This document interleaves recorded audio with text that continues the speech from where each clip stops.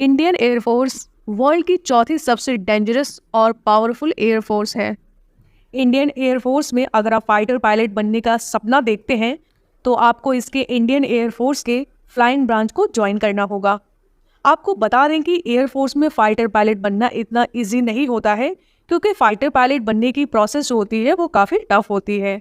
अगर आप एग्ज़ाम में एक बार फेल हो गए तो ज़िंदगी भर आप फाइटर पायलट बनने के लिए अप्लाई नहीं कर सकते हैं। आइए जानते हैं इंडियन एयरफोर्स के फ्लाइंग ब्रांच में अप्लाई कैसे किया जाता है और इसमें आपका सिलेक्शन कैसे होता है। सबसे पहले बात करते हैं एलिजिबिलिटी के बारे में।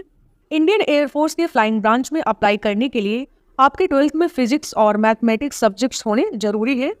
फ्लाइंग ब्रांच में पार्टिसिपेट करने के लिए किसी स्टूडेंट के लिए ये ज़रूरी है कि उसने अपना 12th का एग्ज़ाम साइंस स्ट्रीम से पास किया हो। इंडियन एयरफोर्स में पायलट बनने की प्रोसेस बहुत ही लंबी होती है। इसके लिए एंट्रेंस एग्ज़ाम पास करना होता है, जिसके लिए इंडियन एयरफोर्स ने बहुत सारे एग्ज़ाम्स निर्धारित किए हुए हैं, जिसके लिए ये ज़रूरी है कि आप या तो 12th पास हो या तो आप ग्रेजुएट हो। अगर आप 12th के बाद अप्लाई करना चाहते हैं तो आप नेशनल डिफेंस एकेडमी NDA के माध्यम से अप्लाई कर सकते हैं। ये एग्ज़ाम UPSC आयोजित करता है, जिसके लिए आपके 60% नंबर आने ज़रूरी हैं। वहीं आप ग्रेजुएशन के बाद अप्लाई करना चाहते हैं तो आप CDS FCAT यानी एयरफोर्स कॉमन एडमिशन टेस्ट और NCC के जरिए आप इंडियन एयरफोर्स की फ्लाइंग ब्रांच के लिए अप्लाई कर सकते हैं।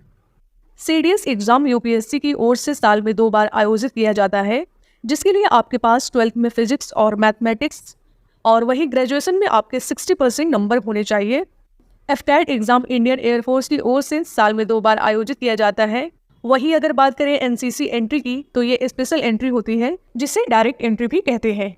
ये एंट्री केवल NCC कैंडिडेट्स के लिए होती है। अगर आपके पास NCC का C सर्टिफिकेट है तो सीधे इंडियन एयरफोर्स के इंटरव्यू की प्रक्रिया के लिए आप अप्लाई कर सकते हैं। यानी NDA, CDS, FCAT इन तीनों की एंट्री के लिए आपको रिटन एग्ज़ाम देना होता है। इसके बाद आपको अगले प्रोसेस के लिए भेजा जाता है।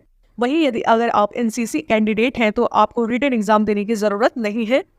रिटन एग्ज़ाम में पास कैंडिडेट्स को शॉर्टलिस्ट किया जाता है, जिसके बाद SSP इंटरव्यू के लिए बुलाया जाता है। इंटरव्यू की प्रक्रिया 5 स्टेज में होती है। जो कैंडिडेट इन 5 स्टेज को सफलतापूर्वक पूरा कर लेता है, फिर उन्हें मेडिकल चेकअप PABT यानी पायलट एप्टीट्यूड बैटरी टेस्ट के लिए भेजा जाता है, जो कि इंडियन एयरफोर्स में फाइटर पायलट बनने के लिए अहम प्रक्रिया है। इंडियन एयरफोर्स में पायलट बनने के लिए PABT टेस्ट पास करना अनिवार्य होता है। इस टेस्ट को क्लियर करने के लिए केवल एक बार ही मौका दिया जाता है। यानी अगर आप PABT टेस्ट को एक बार में पास नहीं कर पाते हैं तो आप पूरी लाइफ टाइम इंडियन एयरफोर्स में पायलट के लिए अप्लाई नहीं कर सकते हैं।